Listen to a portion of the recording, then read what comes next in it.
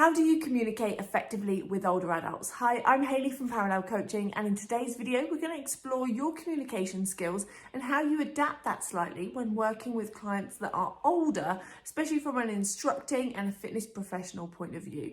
Now, before we get going, as we head through today's content, I've got 5 points to share with you. We're also going to discuss about your scope of practice and who you're able to actually work with and train. And then we're also going to talk about the importance of different types of communication. And at the very end, I've got an invite for you for our new older adults fitness course. So let's go straight ahead and find out more about what you're qualified to do as a fitness professional. To start off with, most fitness professionals believe that they're qualified to actually work with everybody as soon as they get their foundation qualification. And that's not necessarily the case. So, for example, level 2 gym instructor, level 3 personal trainer, Pilates, yoga. These are your first initial qualifications. These are the ones that will allow you to go and start working with a client. But it's not any client that it allows you to work with. For example, it's assumed that it's a healthy client that passes a PAR-Q. It's also assumed that it's within the age range of 16 to 65, which means that those that are in the older adult range aren't necessarily covered by your foundational qualification that you might hold. And that there is lots of changes that happen as we get older that mean that we do need to adapt the types of exercise that we're offering our clients, and we do need to adapt the ways that we communicate and instruct with those clients as well. And that's what the older adult qualification does that's different. It adds on those extra skills and considers all those changes that happen as we get older. Now, those key changes that happen as we get older are inevitable. Age is not just a number. There is actually changes that happen. Things do change as we get older. In particular, those changes are to our musculoskeletal system. We've got changes to our muscle density, our bone density, structure of our joints, our posture. We also have changes to the cardiorespiratory system in the fact that our heart, our circulatory system, differences with our arteries, elasticity of those arteries, and our ability for the heart to function normally. Also, we have neurological changes which affect our motor skills, our ability to take on sensory information and our ability to process information as well. And then finally, cognitive function can also change over time. Now, all these are normal changes. They're normal anatomical and physiological adaptations as we get older. But these change how we communicate. They also change how we do exercise, the requirements of exercise, and how that is communicated to us. So they're the reasons why we need to actually think about how we communicate with older adult clients in a different way to what we might do with a younger adult client. Now, some of these skills and these traits you will apply to every client you work with, but it's having that extra understanding that you can go a little bit deeper and have some extra considerations when working with older adults. So the first of the 5 that I have for you today is all about language, and this could also include music choice as well, but particularly language that you use.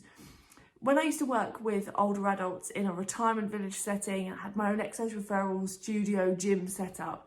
I've learnt this very quickly, and I don't necessarily mean in terms of like swear words or words that people didn't like, but I would say things like hands on your belly or just squeeze your bum.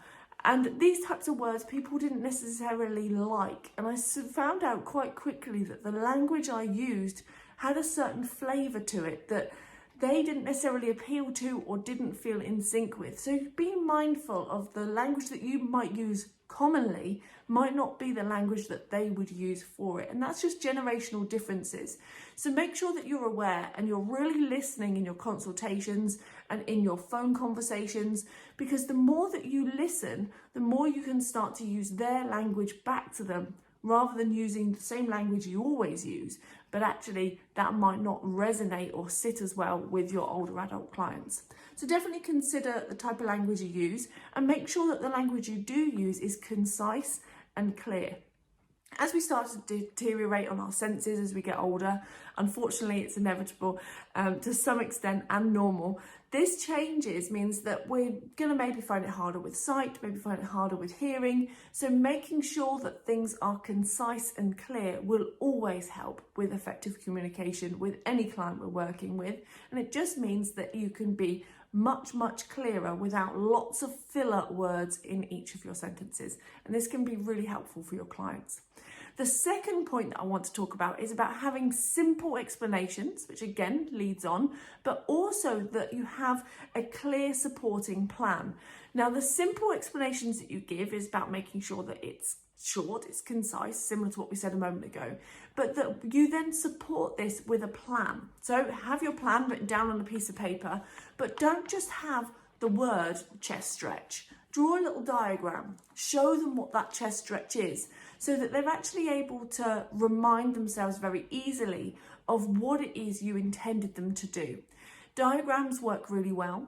Also think about the font size that you might be using. I mean, my scribbles can be tiny at times, so make sure that they're going to be big enough that somebody can see this, especially if they usually use glasses for reading or they have a different pair of glasses that they use for reading. So think about how they're going to be able to process this information. It may also be that if somebody's eyesight has deteriorated quite a lot, that actually an audio clip or something that allows you to almost be virtually with them during that session can be very beneficial, really explaining what they need to do. Or you might have videos or apps that they can kind of follow along with that make it much clearer. Failing that, every session they do could actually be with you without the plan written down in between. But make sure any supporting plans are really clear. Number 3 is about using all learning styles. Now this includes visual, so make sure that you're using your hands clearly.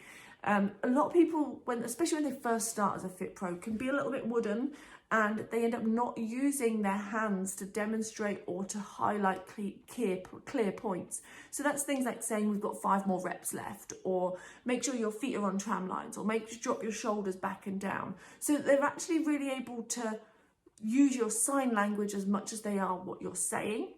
Obviously, we've said about keeping the language clear and using verbal tones as well. But then you also want to work with kinesthetic. Now, this has 2 elements to this. This could be that you touch and get them into position. And again, just check before you do that they are comfortable with that. But a gentle touch is so easy to explain things because they know exactly where you want them to be. But also kinesthetic means that they are doing it. So if you want them to do a squat, don't just explain what a squat is. Show them and then get them to do it, and then let them feel what that feels like to be an effective squat. And this will also really help with all the motor skills and coordination that's required as well. So kinesthetic and making sure that all 3 learning styles are included is really important. Number 4 is to make sure that you offer encouragement and support. And I think this goes without saying, and I think as a FITPRO, it's sometimes overlooked that our main role is to make sure people have an increased level of self-belief, an increased level of self-motivation, and that they feel that they're actually able to do this. And that's a huge part of exercising, because if they feel they can do it, now they're able to attend not once, not twice, but regularly and build up a consistent habit. And that's where results come from. But that happens from us continually telling our clients what they're doing well. Your clients, especially your older adult clients, may not be squatting perfectly. They may not be doing the exercises you've planned in a perfect method. So it's not a case of waiting for them to have one exercise perfect before you move on, because they will never move. Make sure it's safe, make sure it's effective, and just know that there might be tweaks to foot alignment or to knee alignment or to overall posture that you keep layering in on each session. But you don't need to have it perfect first time. Still make sure you give them all of the positive reinforcements of what they're doing well, rather than picking at all the things that they've done wrong inside that exercise or that session. So really highlight and really offer lots of positive reinforcement of what they're doing. Then number 5 is about active listening. And I think this goes for every single client, but I'm certainly going to add it in here for older adults as well. This is about making sure that you are genuinely listening to what your clients are telling you. You're not making assumptions. You're not filling in the words that they don't complete at the end of a sentence. And this often happens with older adults, especially if cognitive processes are slowing down. So instead of now filling in their gaps when they kind of have a pause towards the end of a sentence, just wait, listen, let them complete their own sentences. And as they complete that, you're listening, waiting for things, and you're thinking about your own reply next. But most importantly, you're listening to the nuances of what they're saying. You're picking up on their body language. You're picking up on how they move, on their eye contact, things that make them feel comfortable, things that don't make them feel comfortable.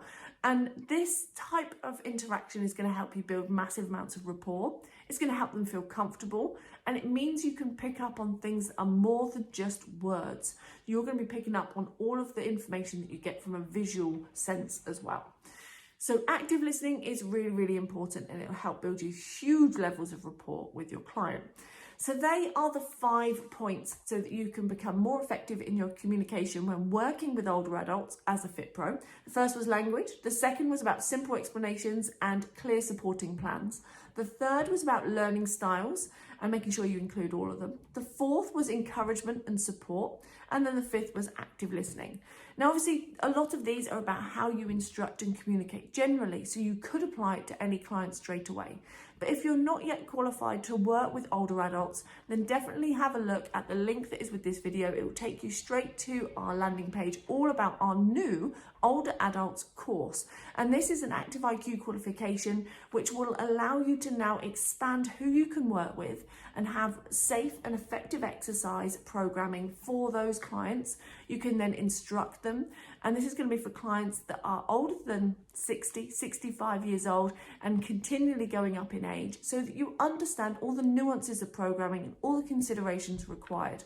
So all you need to do is click the link that is with that video, and I'd also love you to drop a comment below and let me know what your big takeaway has been from today. Plus, if you haven't yet subscribed to our YouTube channel, all you need to do is to click the little red button and you'll get more videos just like this. Thank you so much for joining me, and I will see you on the next video. Take care.